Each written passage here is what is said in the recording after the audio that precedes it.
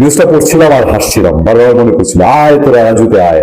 বারবার সেই প্রেস কনফারেন্সে সাবেক বিতর্কিত উপদেষ্টা এনসিপি প্রধান নাহিদ ইসলামের মুখটা ভেসে উঠছিল, কি মলিন, কি ক্লান্ত, মনে হচ্ছে গলা শুকিয়ে আসছে, রমজানের দিনেও কি মানে প্রচন্ড পানি তৃষ্ণায় ভুগছেন কিনা।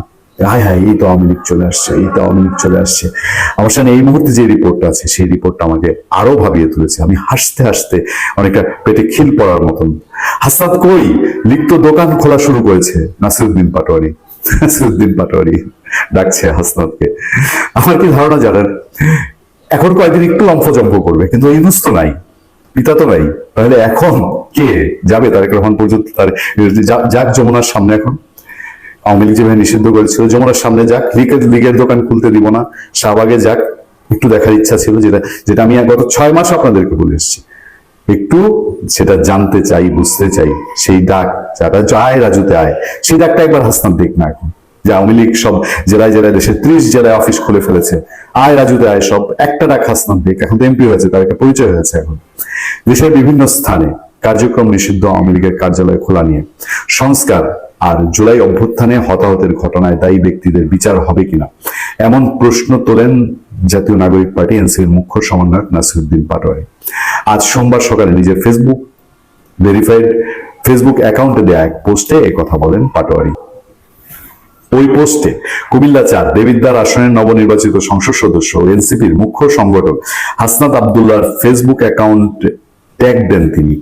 নাসিরউদ্দিন পাটোয়ারি লেখেন, হাসনাত আব্দুল্লাহ কই, লীগ তো দোকান খোলা শুরু করেছে, নির্বাচন তো হইল, এবার সংস্কার আর বিচার হইবে? হইবে না, হইবে। 2024 সালের 5 আগস্ট ছাত্র জনতার অভ্যুত্থানে ক্ষমতাচ্যুত হয় শেখ হাসিনা নেতৃত্বাধীন আওয়ামী লীগ সরকার। এরপর 8 আগস্ট অন্তর্বর্তী সরকার দায়িত্ব নেয়। অন্তর্বর্তী সরকারের অধীনে গত 12 ফেব্রুয়ারি ত্রয়োদশ জাতীয় সংসদ নির্বাচনে সংখ্যাগরিষ্ঠতা নিয়ে ক্ষমতায় আসে বিএনপি নেতৃত্বাধীন সরকার। এই নির্বাচনে হাসনাত কুমিল্লা থেকে জয়ী হলেও ঢাকা 8 আসনে লড়ে হেরে যান নাসিরউদ্দিন পাটোয়ারি। দুঃখ এখানে না, দুঃখ হচ্ছে এই যে লীগ দোকান খোলা শুরু করেছে, এই দোকান ঠেকানোর জন্য হাসনাত এবং নাসিরউদ্দিন পাটোয়ারি, ধরেন লীগের কারা দোকান করেছে? লীগের আপনার কোথাও 2 জন, কোথাও 5 জন, কোথাও 10 জন, কোথাও শতাধিক লোক। আমরা কুড়িগ্রামে দেখেছি তাদের একটা বড় রকম শোডাউন হয়েছে। এই যে এই সংখ্যাটা, এই 30টা দোকান খুলতে গিয়ে, আমি দোকানই বলছি তাদের বাসায়, যে পরিমাণ লোক। নাসিরউদ্দিন পাটোয়ারির একটু ডাক দেখতো, এখন আসলে কিছু ইসলামী ছাত্র শিবির, জামাতে ইসলামী আসবে, কিন্তু তখন আবার প্যাচটা একটু বড় লেগে যাবে, কারণ জামাত নিজেও তো লীগের কাছে ভোট চেয়েছে। জামাত যেসব আসনে জিজ্ঞেস পেয়েছে, সেই সব আসনে অনেক ক্ষেত্রেও লীগের ভোট কাজ করেছে স্থানীয় সমীকরণের কারণে। ফলে জামাত এবং শিবির যদি এখন লোকবল দিয়ে হাসনাত এবং নাসিরউদ্দিন পাটোয়ারিদেরকে রাস্তায় নামায় যে লীগ প্রতিরোধ করতে হবে, তাহলে জামাতের জন্য এটা এখন একেবারে বুমেরাং হয়ে আসতে পারে। ফলে নাসিরউদ্দিন পাটোয়ারিরা লীগের দোকান খোলার পেছনে যে কয়জন লোক সম্পৃক্ত, সেই পরিমাণ লোক সম্পৃক্ত করার তাদের সাংগঠনিক ভিত্তি আছে কিনা। সেনাবাহিনীতে হঠাৎ করে বেশ কিছু গুরুত্বপূর্ণ পদে রদবদল হয়েছে। কেন এই রদবদল, এটা নিয়েই অনেক আলোচনা সমালোচনা চলছে। গতকাল আমি যে পর্বটি করেছিলাম তার নিচে দেখলাম কমেন্টসে অনেকেই বলেছেন যে ভাই, সেনাবাহিনীর যে রদবদলটা হয়েছে সেটা নিয়ে কিছু কথা বলেন। তো আমি খোঁজ নিয়েছি। অস্ট্রেলিয়ার সাথে বাংলাদেশ এবং পৃথিবীর অন্যান্য জায়গার সময়ের পার্থক্যটা এমন যে আমরা যখন রাতে ঘুমাই তখন বাংলাদেশে অনেক ঘটনা ঘটে। তো সেনাবাহিনীর এই পরিবর্তনগুলো আপনারা জানেন, পরিবর্তনের পেছনের ঘটনাগুলো আমি বলার চেষ্টা করবো। এটা নিয়ে আরো কিছু ইন্টারেস্টিং ব্যাপার ঘটেছে যেটা আপনারা কোথাও শোনেননি। আশা করি পুরো ভিডিওটাই আপনারা দেখবেন। আমাদের চিফ অফ জেনারেল স্টাফ পদে নিয়োগ পেয়েছেন লেফটেন্যান্ট জেনারেল মোহাম্মদ মাইনুর রহমান। তিনি ময়মনসিংহে আট ডগে ছিলেন, সেটি একটি প্রশিক্ষণ কেন্দ্র।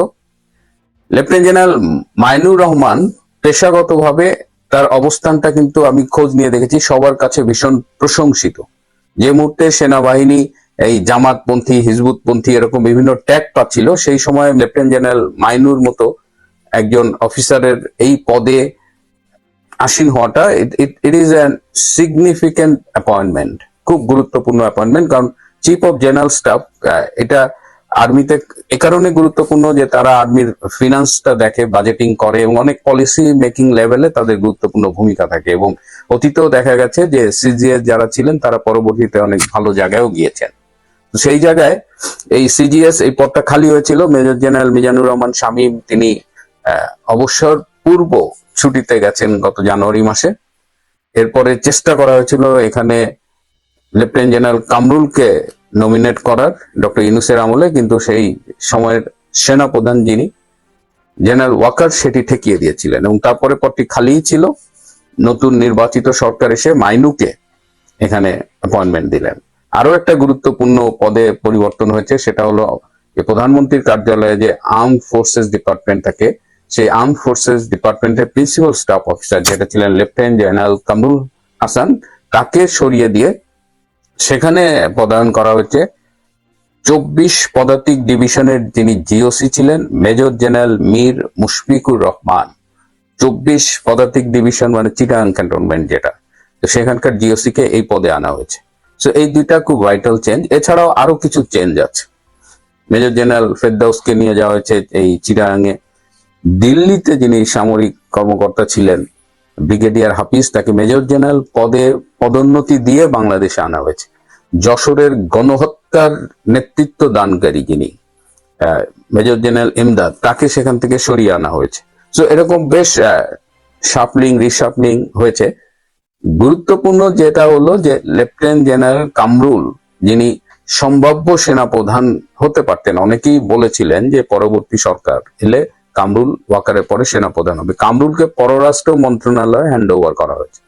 পররাষ্ট্র মন্ত্রণালয়ে হ্যান্ড ওভার করা হয় যখন বাহিনীর রেগুলার পজিশন থেকে তাকে সরানো হয়, এবং তার মানে তার আর্মি ক্যারিয়ারটা ডিফারেন্ট পাথে চলে গেল, হয়তো সে আর মেইন স্ট্রিমে ফেরে না। এটা বহুবার হয়েছে। 5ই আগস্টের পরেও আমরা দেখেছি যে প্রথমে সেই সময়ের এনডিসি যে কলেজটা ছিল, ন্যাশনাল ডিফেন্স কলেজ, তার যিনি কমান্ড্যান্ট ছিলেন লেফটেন্যান্ট জেনারেল সাইফুল আলম, তাকে প্রথমে পররাষ্ট্র মন্ত্রণালয়ে হ্যান্ড ওভার ন্যস্ত করা হয়েছিল। তো এবার কামরুলকে করা হয়েছে।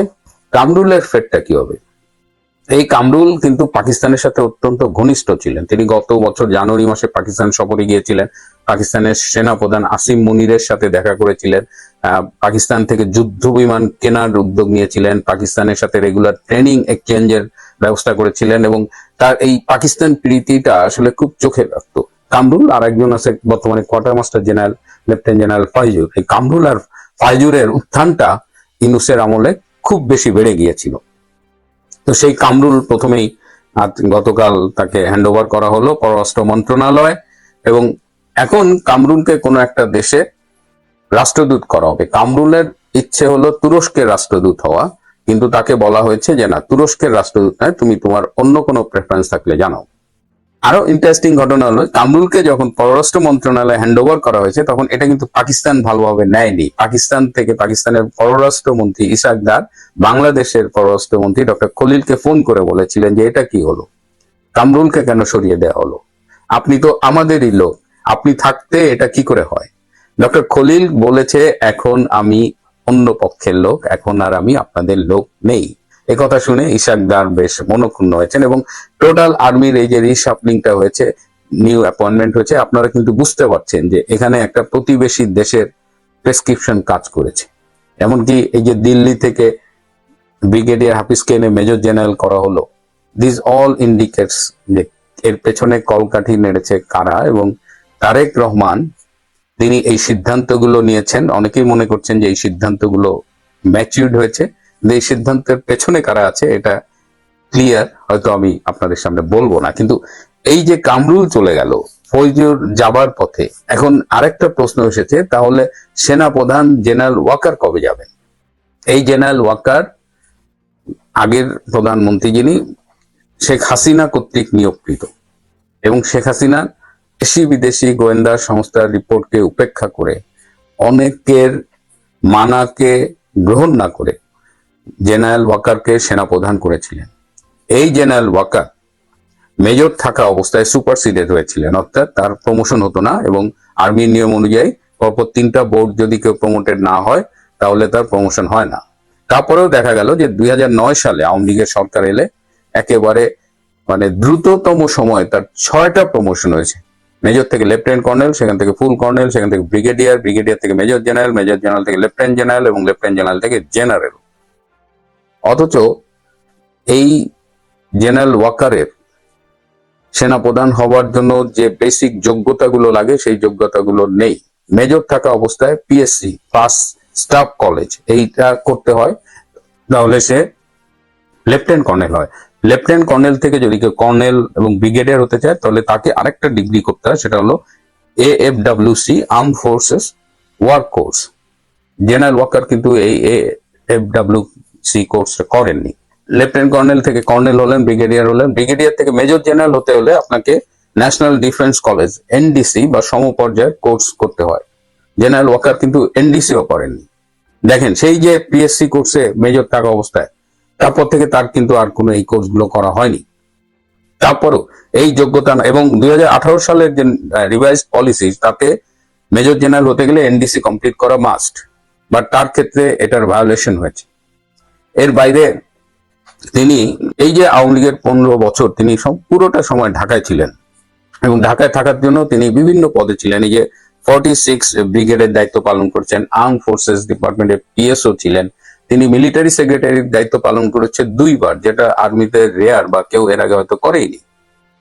আওয়ামী লীগ আমলের সব সুবিধা তিনি পেয়েছেন। তিনি সর্বাধিক বিদেশ ভ্রমণ করেছেন, কোন আর্মি অফিসার এত বিদেশ ভ্রমণ করেনি যেটা জেনারেল ওয়াকার আওয়ামী লীগের আমলে করেছেন। আওয়ামী লীগের সব ফল খেয়ে তিনি যোগ্যতা না থাকা সত্ত্বেও জেনারেল হয়েছেন। এছাড়াও মেডিকেল গ্রাউন্ডেও তিনি জেনারেল হতে পারেন না। তিনি যখন মেজর জেনারেল তখন তার বাইপাস সার্জারি হয়েছিল হার্টে, এবং হার্টের বাইপাস সার্জারি হলে বা ক্যান্সারের মতো গুরুত্বপূর্ণ অসুখ হলে সে মেডিকেলি ডাউনগ্রেডেড হয়ে যায় মেডিকেল ক্যাটাগরিতে, এবং সে তখন আর নেক্সট প্রমোশনের জন্য বিবেচিত হয় না। কিন্তু মেজর জেনারেল পদের থেকে তিনি লেফটেন্যান্ট জেনারেল হয়েছেন, পরে তো জেনারেল হয়েছেন, এবং ফাইনালি সে তার নিয়োগকারী সরকার হাসিনা সরকারের সাথে বেইমানি করেছেন। তিনি সংবিধানে অর্পিত দায়িত্ব পালন না করে তিনি জঙ্গি অভ্যুত্থানে সহায়তা করেছেন, যা একটি শাস্তিযোগ্য অপরাধ। এইরকম একজন অযোগ্য, বেইমান, বিশ্বাসঘাতক সেনা প্রধানকে কি এখনো তার পদে রাখা হবে কি না? সেনাবাহিনীর মধ্যে ইতিমধ্যেই কথা উঠেছে যে সেনাবাহিনীকে অলরেডি অনেক বিতর্কিত করা হয়েছে, সেনাবাহিনীর ইমেজকে ক্ষুণ্ণ করা হয়েছে, এবং সেনাবাহিনীকে সব সরকার ব্যবহার করে, কিন্তু দিনের শেষে সেই সেনা কর্মকর্তাদেরই ফাঁসিয়ে দেওয়া হয়। যেমন ICTতে বর্তমানে অনেক সেনা কর্মকর্তার বিচার চলছে, অথচ সেই সব ঘটনার দায় কিন্তু সামরিক কর্মকর্তাদের প্রধানত নয়।